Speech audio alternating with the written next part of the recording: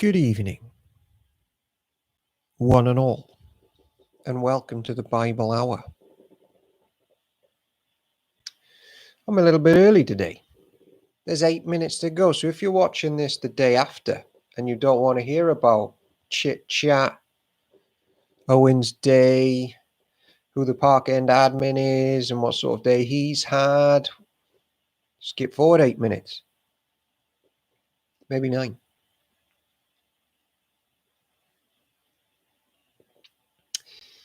Welcome on in to the Bible Hour. It is day 47, and yes, we have run out of limbs for the thumbnail picture each day. So I was considering, should I Photoshop limbs in?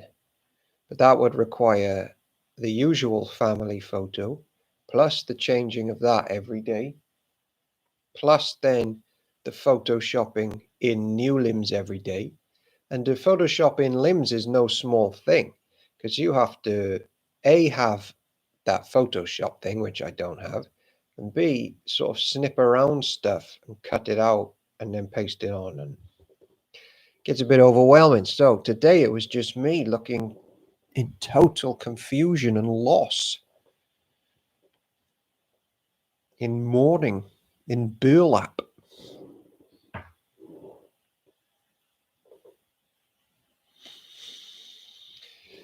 All right, let's get this on the road. Where's the Bible? There it is. I found it.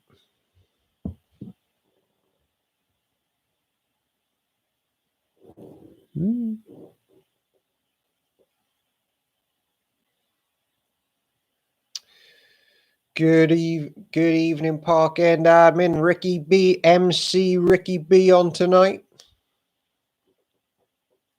aka Riccardi B. We continue 2 Kings beginning at chapter 4, verse 38 in the New Living Translation. This is entitled Miracles During a Famine. Nice work. Oh, it is as well.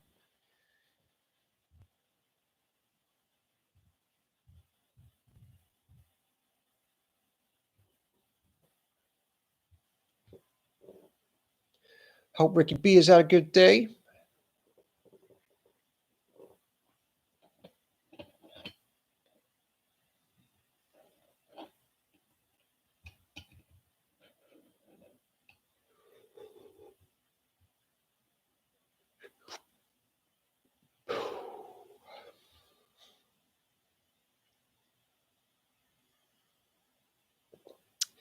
Welcome on in. If you are new around here, we just read the Bible. And there's a bit of chat around it as well. We don't go off script, do we? Yes, thanks. Get into grips with Movavi Studio 2020. I know it well.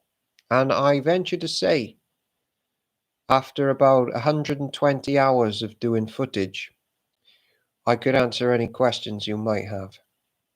Good evening, Philly T.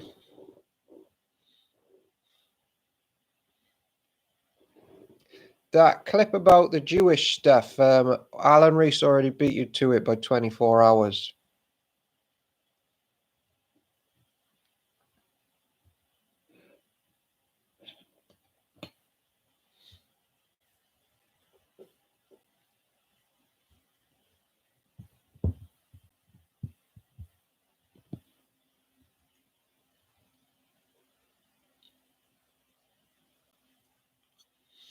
We will begin reading the Word of God in 6 minutes.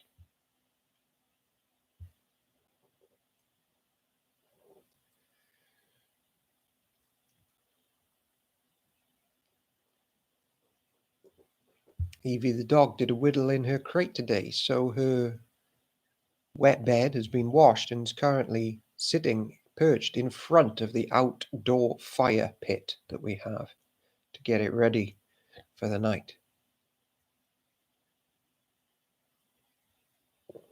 Evie the dog can now be walked, so she has had 2 walks to Heath Park. where she chases a football back and forth.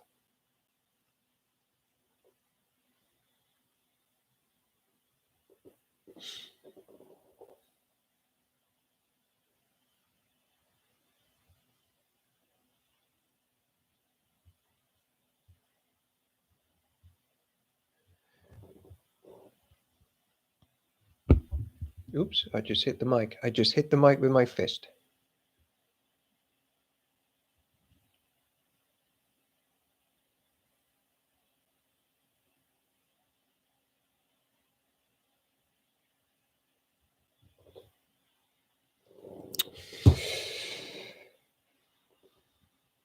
You need to talk fast. You've got 13 days left. Don't worry about that, Phil Tamlin. I know exactly what I'm doing.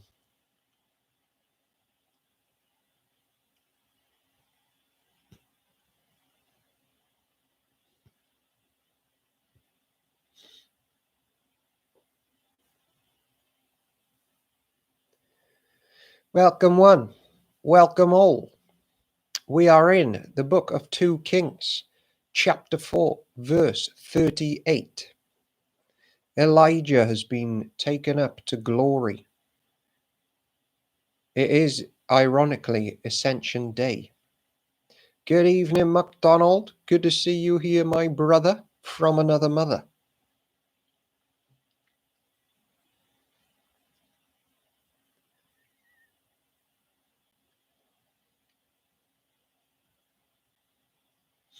Hey, Chris Henry here. Welcome on in. The English contingent have arrived.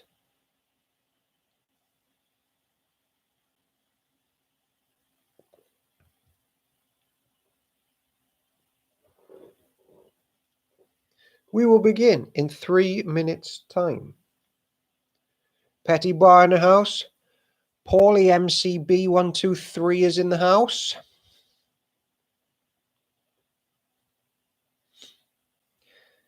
Welsh, thank you. Representing out there across the border. A black flag, some sort of pirate.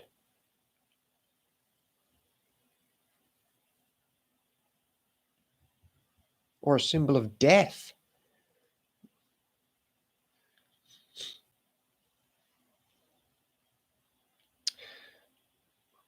Paulie B and Ricky B, Cardi B, Riccardi B.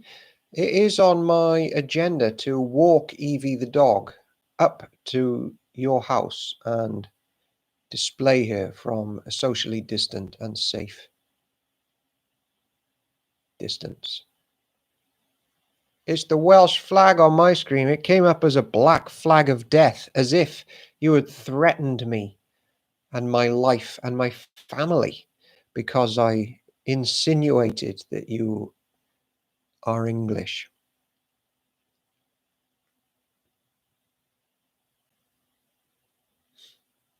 We will begin in 2 minutes' time. Elisha has ascended 1 day before Ascension Day in real life.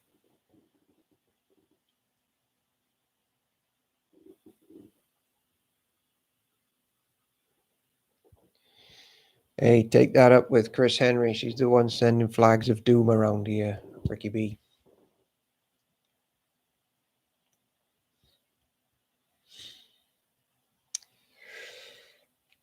It is 2 Kings chapter 4, verse 38. 60th day tomorrow. So, hey, 60th day tomorrow. So a lot of Bible to read tonight. 47th day, 48th day tomorrow.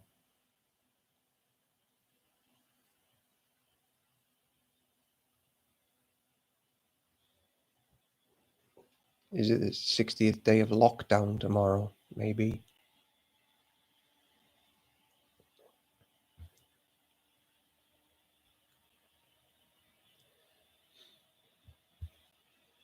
'60th day in lockdown. Day 47, yeah.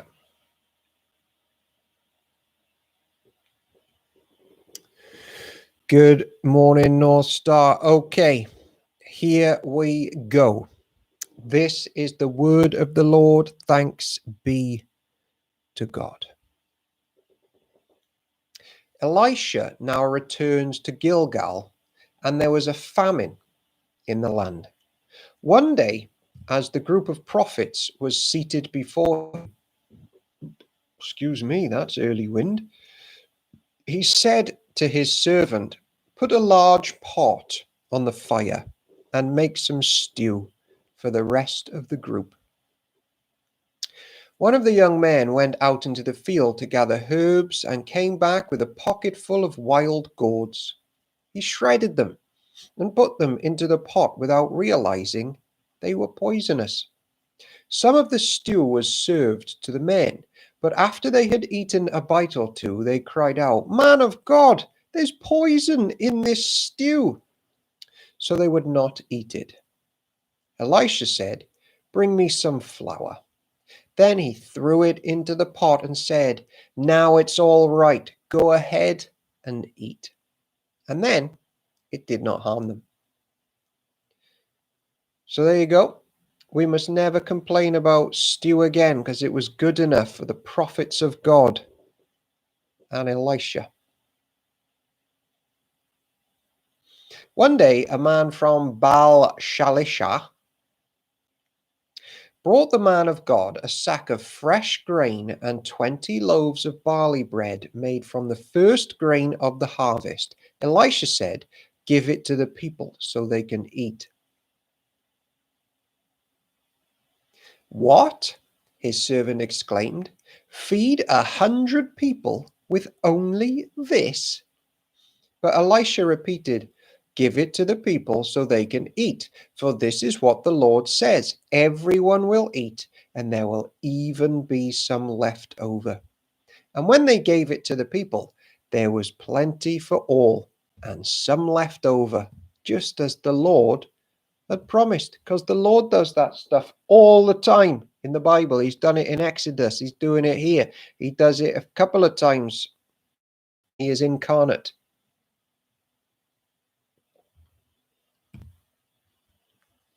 2 Kings chapter 5. Famous chapter. The healing of Naaman.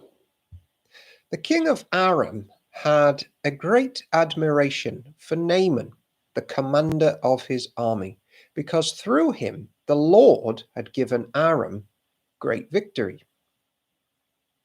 But though Naaman was a mighty warrior, he suffered from leprosy. At this time, our Aramean raiders had invaded the land of Israel, and among their captives was a young girl who had been given to Naaman's wife as a maid. One day the girl said to her mistress, "I wish my master would go to see the prophet in Samaria. He would heal him of his leprosy." So Naaman told the king what the young girl from Israel had said. "Go and visit the prophet," the king of Aram told him. "I will send a letter of introduction for you to take to the king of Israel." That's essentially human trafficking, and this little girl is speaking up about the prophets in her land. That's quite big, isn't it?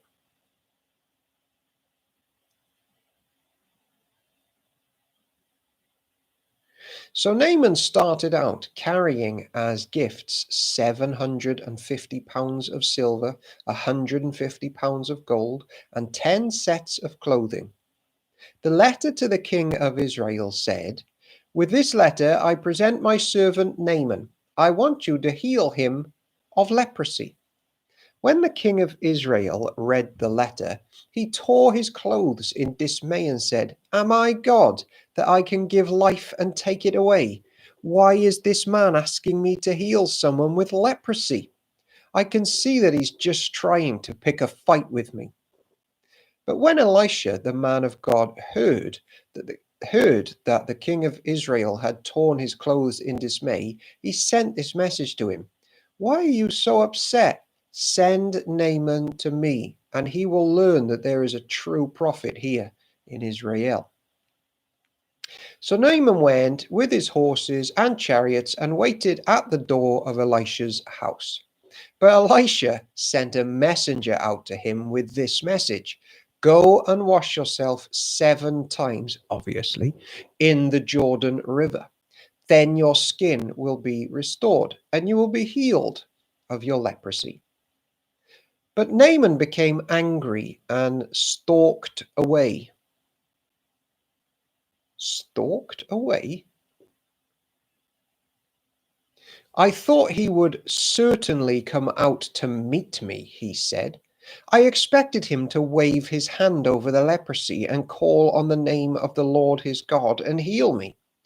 Aren't the rivers of Damascus, the Abana and the Pharpar, better than any of these rivers? Why should I wash in them and be healed? So Naaman turned away and went away with rage. I think it's someone said that Naaman's trying to humble him with the cure. And human wisdom always thinks it's wiser and understands things better than God's wisdom. It says that about preaching the gospel, doesn't it? It's foolishness to those who are perishing, like a man hanging on a tree. But to those of us in church, like, no, that's life.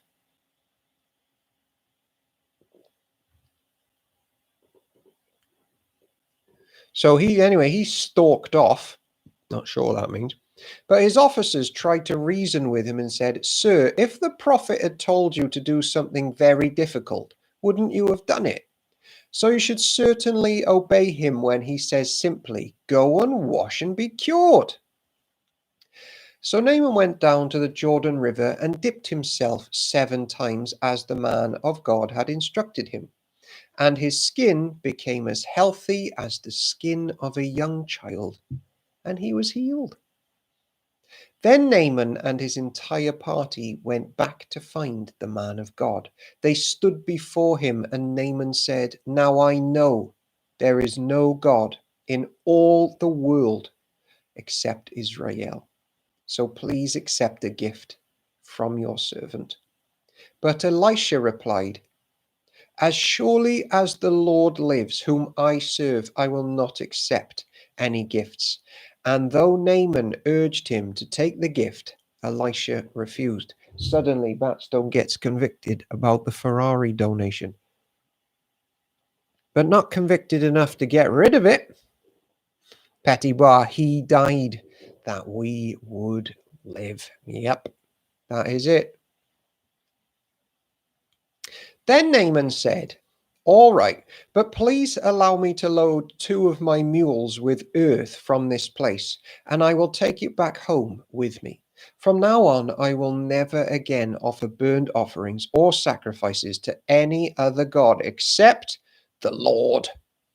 However, may the Lord pardon me this one thing. When my master, the king, goes into the temple of the god Rimmon to worship there and leans on my arm, may the Lord pardon me when I bow too. Go in peace, Elisha said. So Naaman started home again. That is massive. There are so many implications for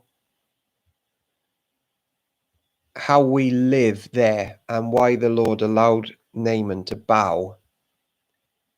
Naaman is essentially serving his master honorably.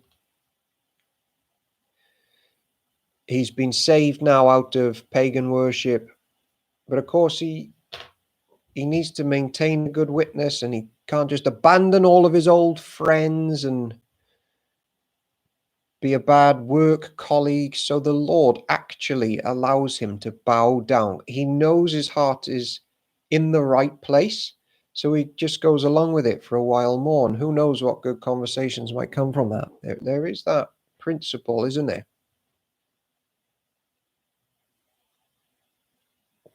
Being all things to all men.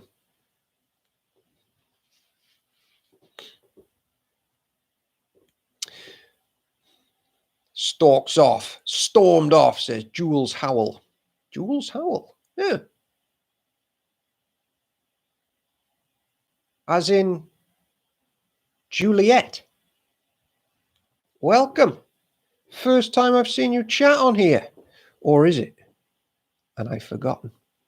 Good to see you in the service last week, giving a little update.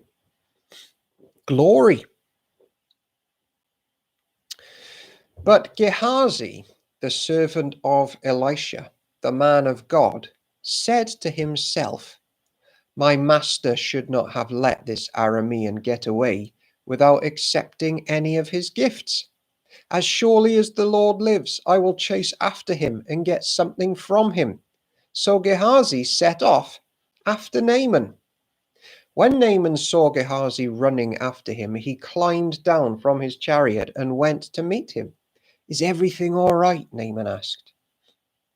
Yes, Gehazi said, but my master has sent me to tell you that 2 young prophets from the hill country of Ephraim have just arrived. He would like 75 pounds of silver and 2 sets of clothing to give them. By all means, take twice as much silver, Naaman said. He gave him 2 sets of clothing, tied up the money in 2 bags, and sent 2 of his servants to carry the gifts for Gehazi. But when they arrived at the citadel, Gehazi took the gifts from the servants and sent the men back. Then he went and hid the gifts inside himself. Gehazi saw a lost opportunity. Greed, exactly. When he went to his master, Elisha asked him, where have you been, Gehazi?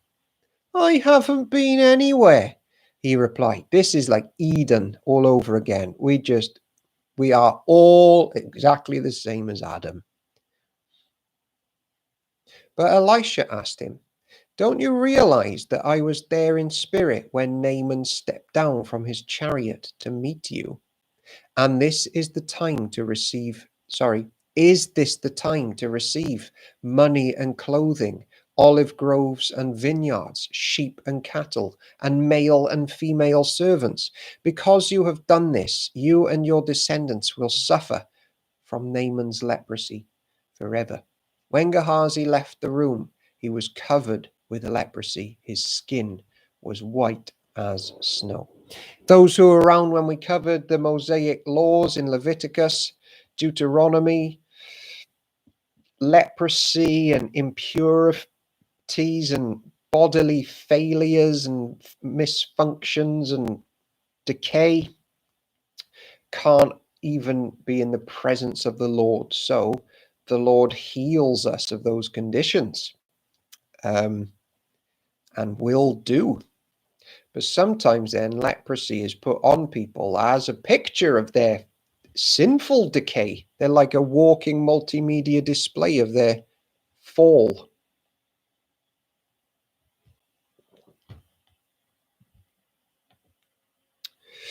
Two Kings, chapter 6.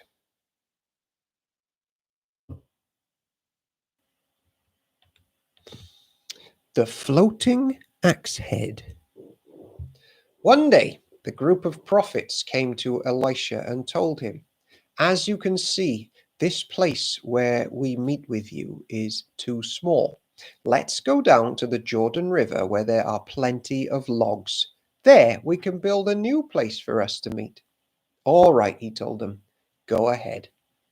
Please come with us, someone suggested. I will, he said. So he went with them. When they arrived at the Jordan, they began cutting down trees. But as one of them was cutting a tree, his axe head fell into the river. Oh, sir, he cried, it was a borrowed axe. Where did it fall? The man of God asked. When he showed him the place, Elisha cut a stick and threw it into the water at that spot. Then the axe head floated to the surface. "Grab it," Elisha said, and the man reached out and grabbed it. Park End Church admin, what does another version, try the KJV, say about verse 6 is stick?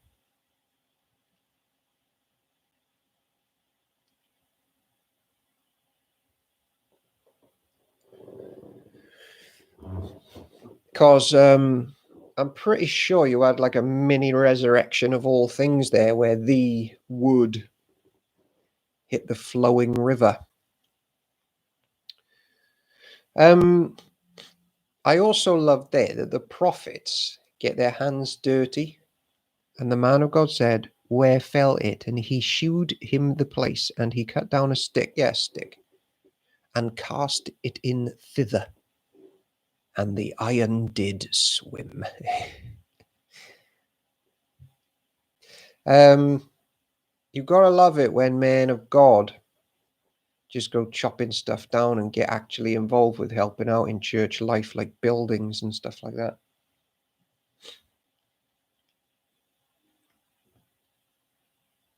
When the king of Aram was at war with Israel, he would confer with his officers and say, "We will mobilize our forces at such and such a place."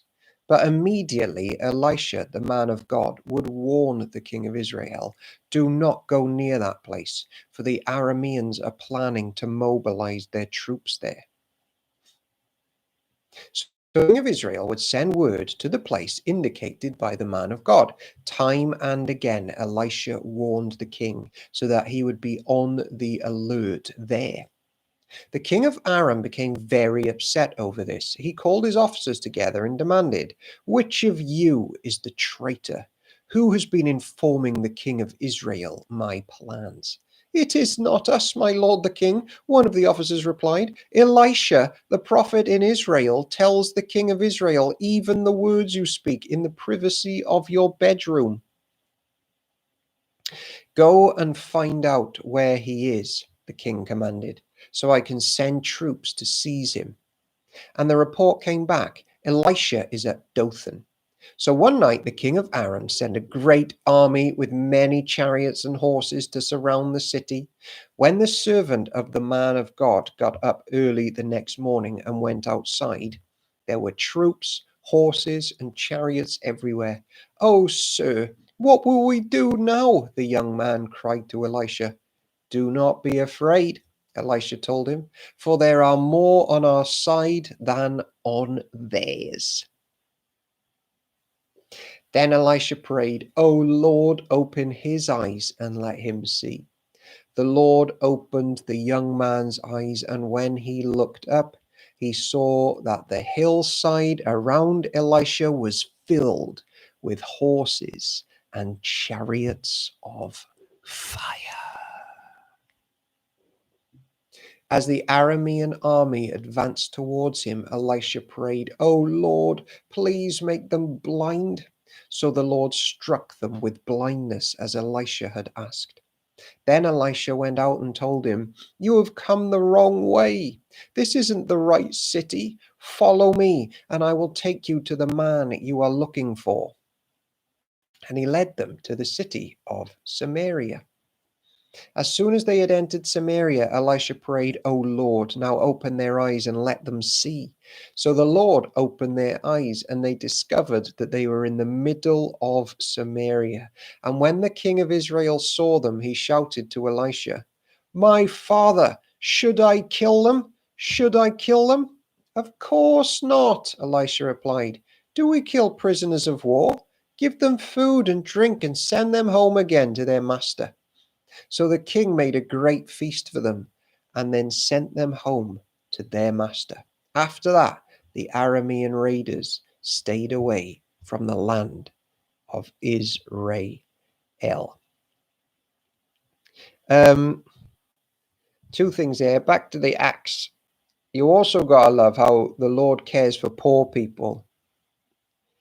Like, and this dude's had to borrow an axe to do church work and he loses it. And the Lord's like, "Hey, let's look after this one." Lord does care about our poor church members and always is telling us to look after them when we can. And you also, like for some of us, like the armies are mobilizing around us is basically Monday morning, or that meeting with someone that you don't want to have, or difficult church life, difficult marriage, whatever. And those words, for there are more on our side than on theirs, must be brought to mind by the Christian on a Monday.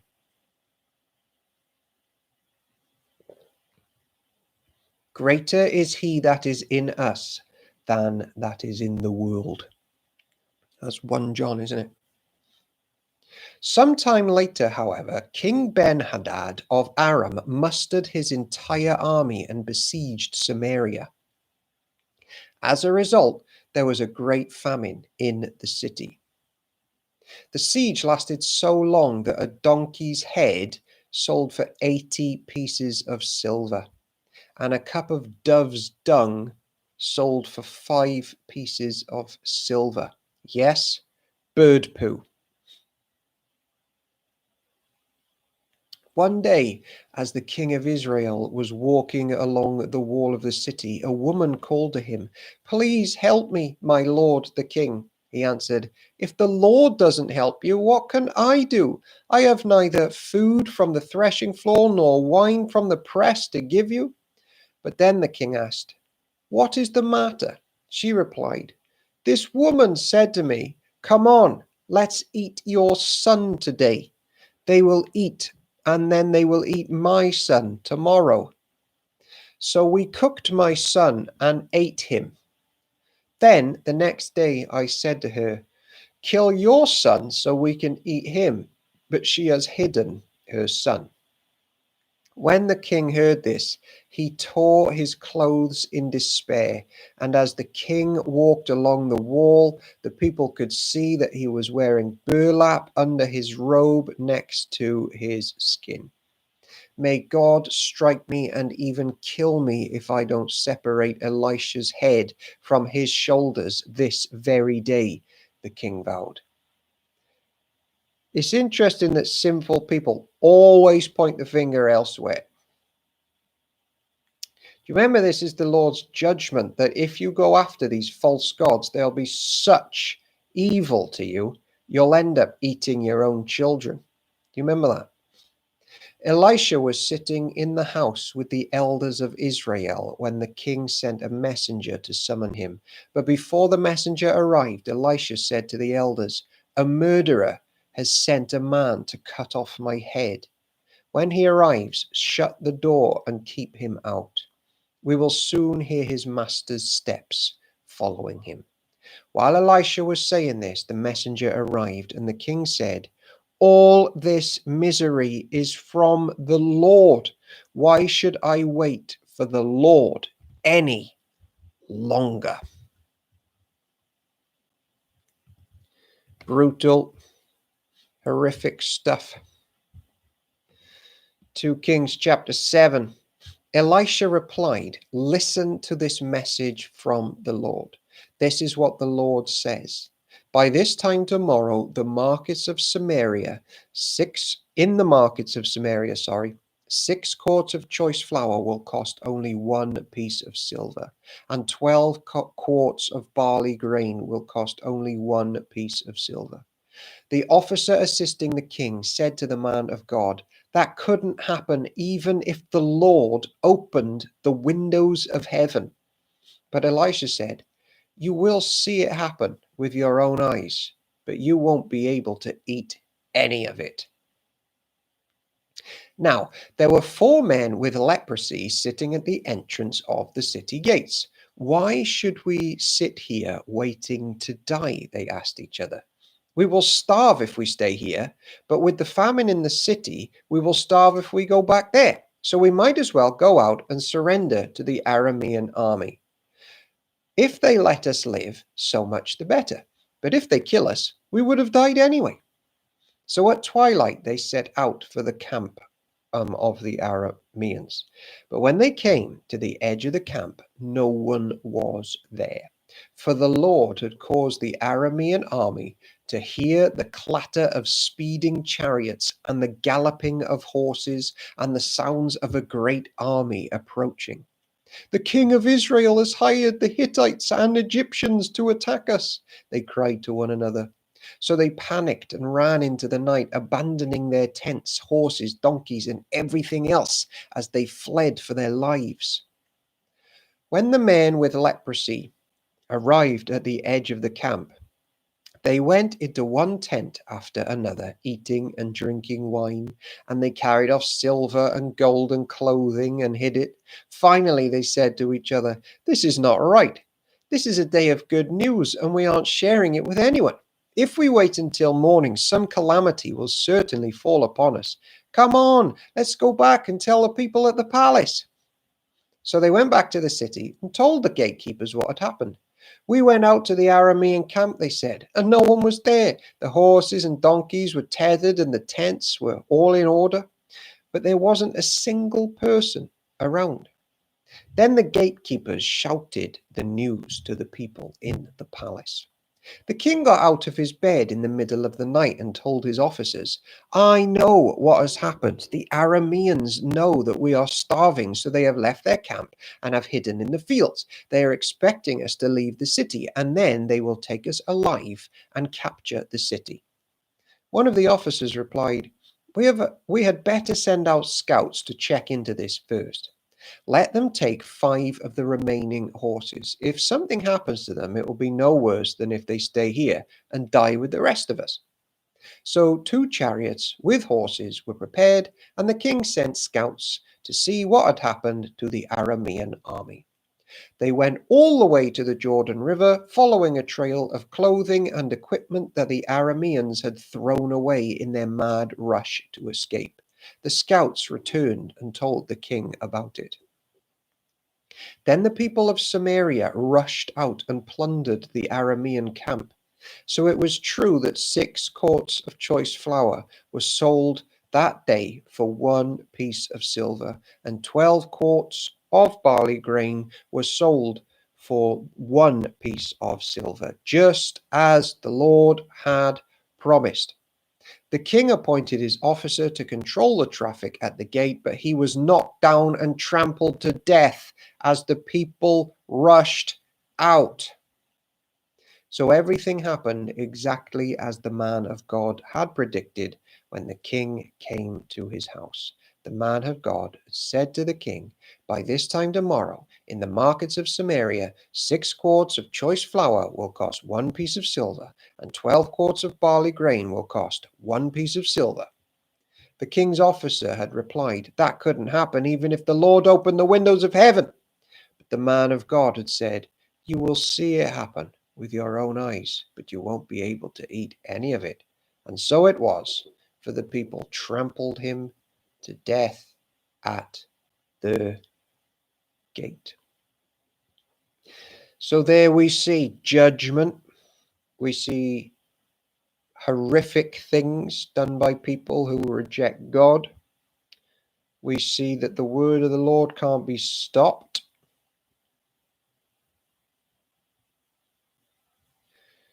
That is big. And we see leprosy sufferers just plundering and being healed and all sorts. It is 9:30. Please take a 45-second break. Go ahead. Shuffle in your seats.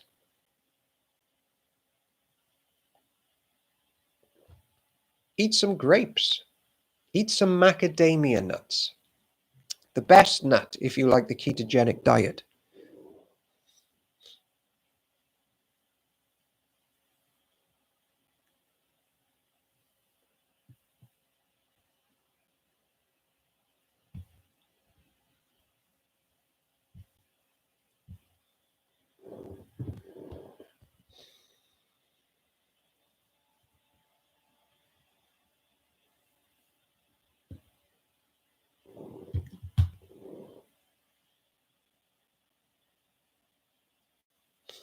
careful what you say about God. Yeah, that's right, Petty Bar. All right. 2 Kings chapter 8. Elisha had told the woman whose son he had brought back to life, "Take your family and move to some other place, for the Lord has called a famine on Israel that will last for 7 years." So the woman did as the man of God instructed. So he took her family, and settled in the land of the Philistines for 7 years. After the famine had ended, she returned from the land of the Philistines, and she went to see the king about getting back her house and land. As she came in, the king was talking with Gehazi, the servant of the man of God. The king had just said, "Tell me some stories about great things that Elisha has done." And Gehazi was telling the king about the time Elisha had brought a boy back to life. And at that very moment, the mother of the boy walked in to make her appeal to the king about her house and land. "Look, my lord the king," Gehazi exclaimed. "There is a woman. Here is the woman now, and this is her son, the very one Elisha brought back to life." "Is this true?" the king asked her, and she told him the story.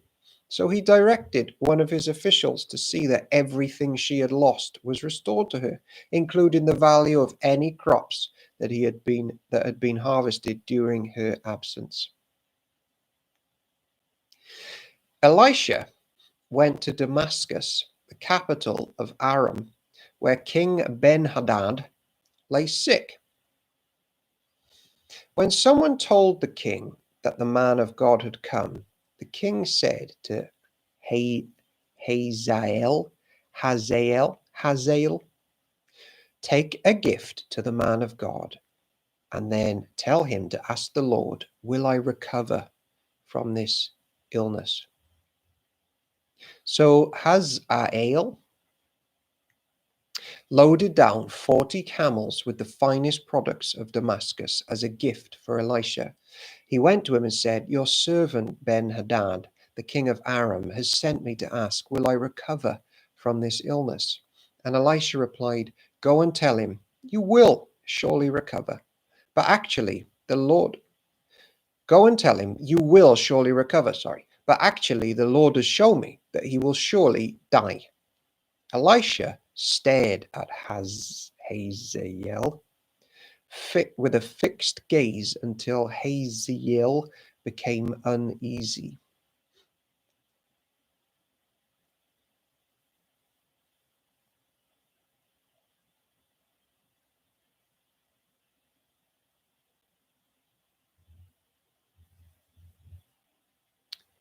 Then the man of God started weeping. "What's the matter, my lord?" Hazael asked him.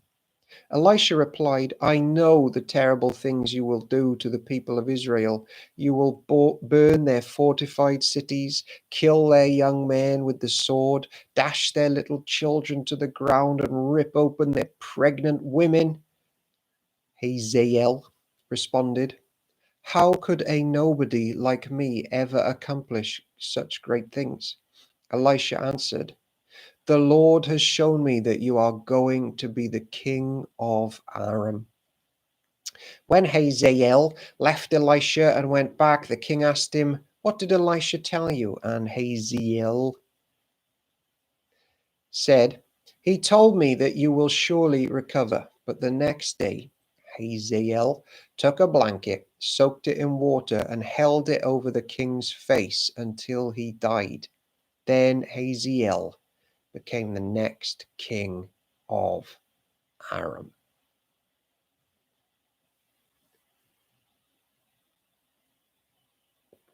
Jehoram rules in Judah. Jehoram, son of King Jehoshaphat of Judah, began to rule over Judah in the 5th year of the reign of Joram, son of Ahab, king of Israel. Jehoram was 32 years old when he became king, and he reigned in Jerusalem 8 years. But Jehoram followed the example of the kings of Israel and was wicked as King Ahab, for he had married one of Ahab's daughters. So Jehoram did what was evil in the Lord's sight. But the Lord did not want to destroy Judah, for he had promised his servant David that his descendants would continue to rule, shining like a lamp forever. During Jehoram's reign, the Edomites revolted against Judah and crowned their own king.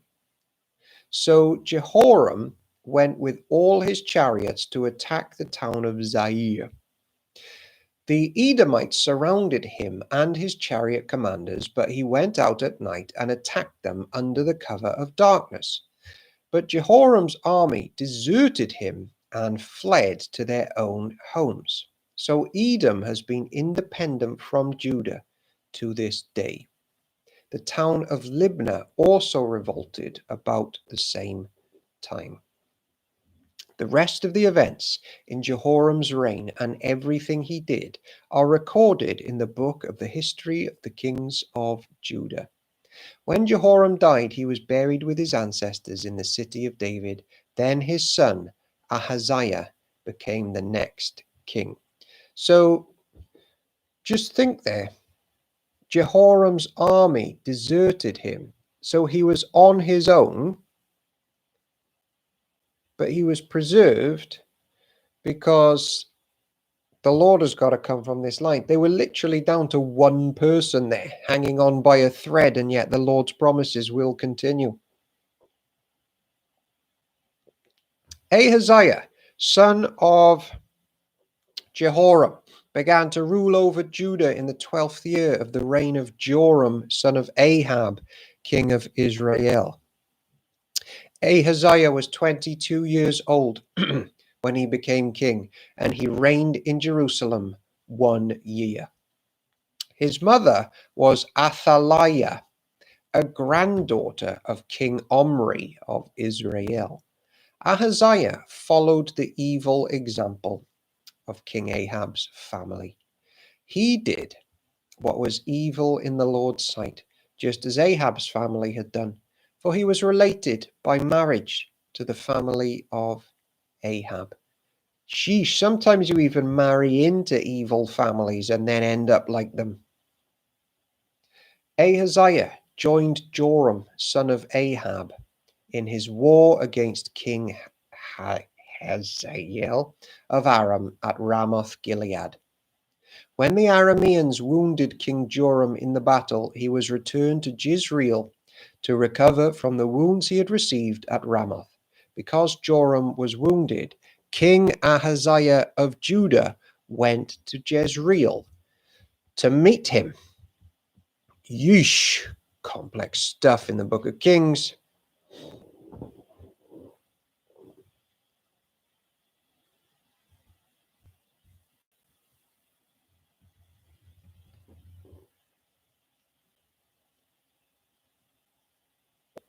Jehu, anointed king of Israel. Meanwhile, Elisha the prophet had summoned a member to the group of prophets. Get ready to travel, he told him, and take this flask of olive oil with you. Go to Ramoth Gilead and find Jehu, son of Jehoshaphat, son of Nimshi. Call him into a private room away from his friends and pour the oil over his head. Say to him, this is what the Lord says. I anoint you to be king over Israel. Then open the door and run for your life. So the young prophet did as he was told and went to Ramoth Gilead. When he arrived there, he found Jehu sitting around with the other army officers. I have a message for you, commander, he said. For which one of us? Jehu asked. For you, commander, he replied. So Jehu left the others and went into the house. Then the young prophet poured the oil over Jehu's head and said, this is what the Lord, the God of Israel, says. I anoint you king over the Lord's people, Israel. You are to destroy the family of Ahab, your master, and in this way I will avenge the murder of my prophets and all the Lord's servants who were killed by Jezebel. The entire family of Ahab must be wiped out.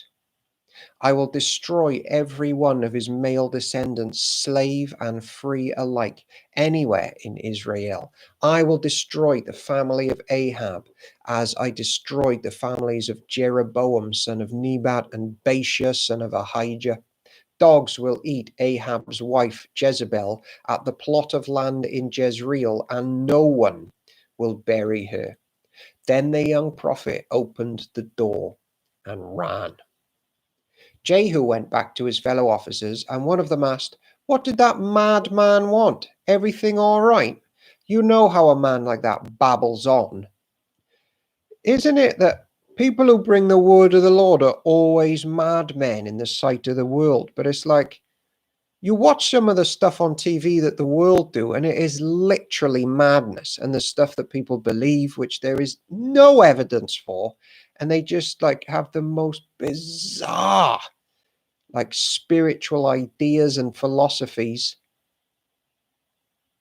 And it's like, I just explain the Bible, and literally people will cross the road if they see me and know who I am. That's happened to me plenty of times. Or parents will grab their children, pull them across the road to the other side of the road so they can't ask me what time the kids club is on or something like that. There's a guy in a pub I used to know. He used to go religiously every day to the place where his mother and father were buried in Cardiff. And he would say, "My father meets me every day. He's a green mist that floats above the grave." And I'm like, I mean, all right, but actually, what the Bible says has happened to your parents and what Jesus can do for people like you.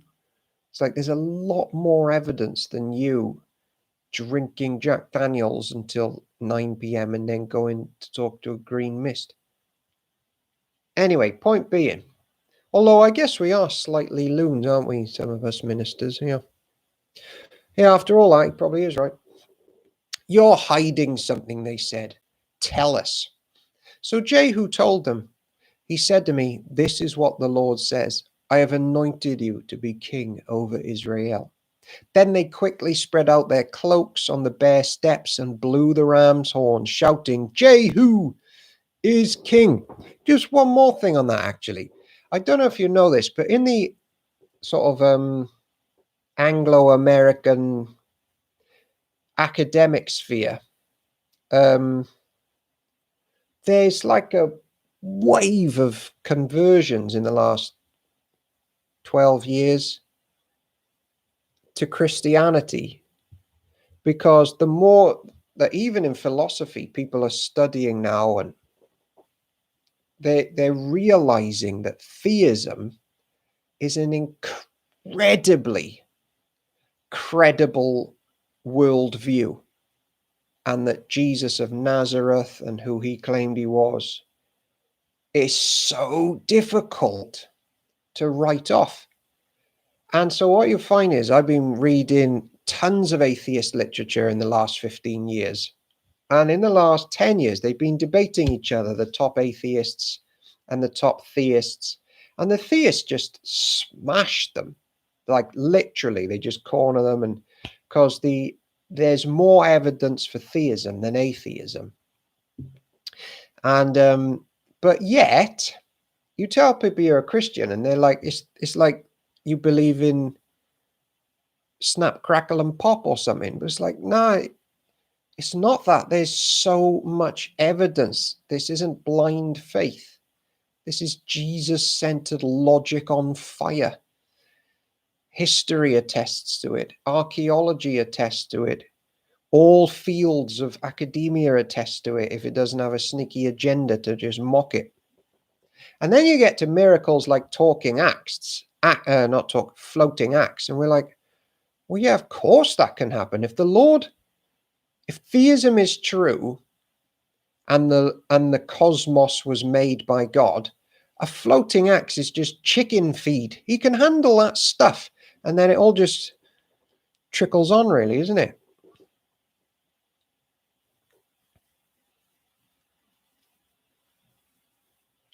But like we've said plenty of times in the Bible, our unbelief is not an academic problem. It is a moral problem. People will not have Jesus rule over them. Even if he does countless miracles, as he has been doing in these readings so far, they still won't believe it. They still want their sin, which is why we pray for a work of the Spirit for people to see, like Elisha's servant, see. So Jehu, son of Jehoshaphat, son of G, led a conspiracy against King Joram. Now Joram had been with the army at Ramoth Gilead, defending Israel against the forces of King Hazael of Aram. But King Joram was wounded in the fighting and returned to Jezreel to recover from his wounds. So Jehu told the men with him, "If you want me to be king, don't let anyone leave town and go to Jezreel to report what we have done." Then Jehu got into a chariot and rode to Jezreel to find King Joram, who was lying there wounded. King Ahaziah of Judah was there too, for he had gone to visit him. The watchman on the tower of Jezreel saw Jehu and his company approaching, so he shouted to Joram, "I see a company of troops coming." "Send out a rider to ask if they are coming in peace," King Joram ordered. So a horseman went out to meet Jehu and said, "The king wants to know if you are coming in peace." Jehu replied, "What do you know about peace? Fall in behind me." The watchman called out to the king, "The messenger has met them, but he's not returning." So the king sent out a second horseman. He rode up to them and said, "The king wants to know if you come in peace." And Jehu answered, "What do you know about peace? Fall in behind me." The watchman exclaimed, "The messenger has met them, but he isn't returning either. It must be Jehu, son of Nimshi, for he's driving like a madman." "Quick, get my chariot ready," King Joram commanded. Then King Joram of Israel and King Ahaziah of Judah rode out in their chariots to meet Jehu. They met him at the plot of land that had belonged to Naboth of Jezreel. King Joram demanded, "Do you come in peace, Jehu?" Jehu replied, "How can there be peace as long as the idolatry and witchcraft of your mother, Jezebel, are all around us?" Then King Joram turned to the horses around and fled, shouting to King Ahaziah, "Treason, Ahaziah!" But Jehu drew his bow and shot Joram between the shoulders. The arrow pierced his heart, and he sank down dead in his chariot. Jehu said to Bidkar, his servant, "Throw him into the plot of land that belonged to Naboth of Jezreel. Do you remember when you and I were riding along behind his father Ahab? The Lord pronounced this message against him. 'I solemnly swear that I will repay him on this plot of land, says the Lord, for the murder of Naboth and the sons that I saw yesterday.' So throw him out on Naboth's property, just as the Lord said." When King Ahaziah of Judah saw what was happening, he fled along the road to Beth Hagan. Jehu rode after him, shouting, "Shoot him too!" So they shot Ahaziah in the chariot at the ascent of Gur near Ibleam. He was able to go on as far as Megiddo, but he died there. His servants took him by chariot to Jerusalem, where they buried him with his ancestors in the city of David. Ahaziah had become king over Judah in the 11th year of the reign of Joram, son of Ahab. When Jezebel, the queen mother, heard that Jehu had come to Jezreel, she painted her eyelids and fixed her hair and sat at a window. When Jehu entered the gate of the palace, she shouted at him, "Have you come in peace, you murderer? You are just like Zimri, who murdered his master. It's a scary thing to see how sin can harden you right to the end. You are going to hate the Lord, his judgments, and church. It can go both ways. We're either going to get softer, or you can end up the hardest person on planet Earth right till your death, and then you lose. Humans are like Chinese pork. They can either become sweet or sour. Jehu looked up and saw her at the window and shouted, "Who is on my side?" And 2 or 3 eunuchs looked out at him. "Throw her down," Jehu yelled. So they threw her out the window, and her blood splattered against the wall and on the horses. And Jehu trampled her body under his horses' hooves. Under the feet of church again. Evil goes under the feet of church. Then Jehu went into his palace and ate and drank. Afterward he said, "Someone go and bury this cursed woman, for she is the daughter of a king." But when they went out to bury her, they found only her skull, her feet, and her hands. When they returned and told Jehu, he stated, "This fulfills the message from the Lord, which he spoke through his servant Elijah from Tishbe. At the plot of land in Jezreel, dogs will eat Jezebel's body. Her remains will be scattered like dung on the plot of land in Jezreel, so that no one will be able to recognize her."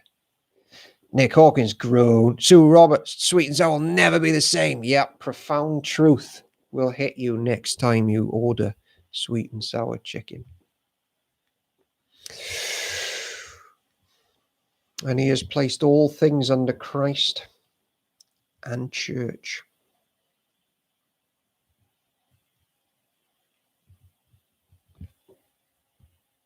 Oh yeah, pork. You're right, yeah.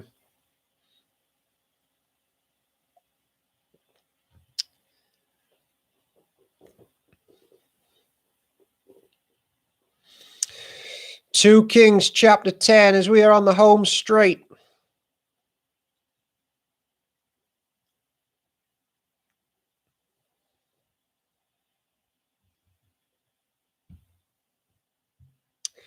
Jehu kills Ahab's family. Ahab had 70 sons living in the city of Samaria. So Jehu wrote letters and sent them to Samaria, to the elders and the officials of the city, and to the guardians of King Ahab's sons. He said, "The king's sons are with you, and you have at your disposal chariots, horses, a fortified city, and weapons. As soon as you receive this letter, select the best qualified of your master's sons to be your king, and prepare to fight for Ahab's dynasty." But they were paralyzed with fear and said, "We've seen that 2 kings couldn't stand against this man. What can we do?" So the palace and city administrators, together with the elders and the guardians of the king's sons, sent this message to Jehu. "We are your servants and will do anything you tell us. We will not make anyone king. Do whatever you think is best." Jehu responded with a second letter. "If you are on my side and are going to obey me, bring the heads of your master's sons to me at Jezreel by this time tomorrow." Now the 70 sons of the king were being cared for by the leaders of Samaria, where they had been raised since childhood. When the letter arrived, the leaders killed all 70 of the king's sons. They placed their heads in baskets and presented them to Jehu at Jezreel. A messenger went to Jehu and said, "They have brought the heads of the king's sons." So Jehu ordered, "Pile them in 2 heaps at the entrance of the gate and leave them there until morning." In the morning, he went out and spoke to the crowd that had gathered around them. "You are not to blame," he told them. "I am the one who conspired against my master and killed him. But who killed all these? You can be sure that the message of the Lord that was spoken concerning Ahab's family will not fail. The Lord declared through his servant Elijah that this would happen." Then Jehu killed all who were left of Ahab's relatives living in Jezreel, and all his important officials, his personal friends, and his priests. So Ahab was left without a single survivor. I don't know if you ever looked at the charts of the kings, but it's just a sudden line under Ahab. So Jehu set out for Samaria along the way, while he was at Beth Eked of the shepherds. He met some relatives of King Ahaziah of Judah. "Who are you?" he asked them. And they replied, "We are relatives of King Ahaziah. We are going to visit the sons of King Ahab and the sons of the queen mother." "Take them alive," Jehu shouted at his men, and they captured all 42 of them and killed them at the well of Beth Eked. None of them escaped. When Jehu left there, he met Jehonadab, son of Rechab, who was coming to meet them. After they had greeted each other, Jehu said to him, "Are you as loyal to me as I am to you?" "Yes, I am," Jehonadab replied. "If you are," Jehu said, "then give me your hand." So Jehonadab put out his hand, and Jehu helped him into the chariot. Then Jehu said, "Now come with me and see how devoted I am to the Lord." So Jehonadab rode along with him. When Jehu arrived in Samaria, he killed everyone who was left there from Ahab's family, just as the Lord had promised through Elijah. It is 21:59. It is chaos, judgment, and eradication of evil, witchcraft, demonic, idolatrous, Jesus-hating people.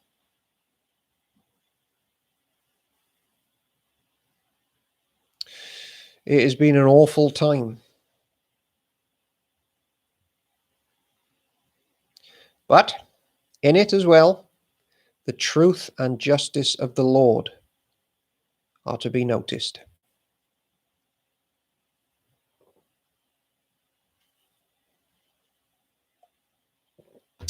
It is a fearful thing to fall into the hands of the living God. And Ahab's sins are being dealt with. My sins were dealt with on that tree, where cursed was the one who hung there for me. So let's keep short accounts with the Lord tonight, confess our sins, know the joy of peace and forgiveness and life that Ahab never experienced. This is the word of the Lord. Thanks be to God. God willing, we will continue this episode of EastEnders-esque Bible story tomorrow at 9 p.m.